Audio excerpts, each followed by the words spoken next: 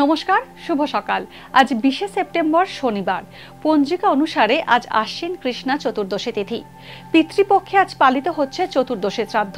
এর পাশাপাশি আজ পালিত হচ্ছে মাসিক শিবরাত্রির ব্রত। তুলা, বৃশ্চিক ও ধনু রাশির জাতকদের ভাগ্যে আজ কি আছে জেনে নিন। তুলা রাশি, অভিজাত ব্যক্তির বন্ধুত্ব পেতে পারেন। কর্মক্ষেত্রে যান্ত্রিক ত্রুটির কারণে সমস্যায় পড়তে পারেন। ওষুধ ও বৈদ্যুতিন সামগ্রীর ব্যবসার সঙ্গে যুক্ত ব্যক্তিরা আজ লাভবান হবেন। বিবেচনাহীন লগ্নি করলে আর্থিক ক্ষতি হতে পারে। অযোগ্য ব্যক্তিকে ঋণ দিলে সেই টাকা ফিরে পাবেন না। বৃশ্চিক রাশি, শরীর স্বাস্থ্য নিয়ে বিশেষ সচেতন থাকা উচিত। কর্মক্ষেত্রে আপনার পেশাদারিত্ব এবং দায়িত্ববোধ সকলের দৃষ্টি আকর্ষণ করবে।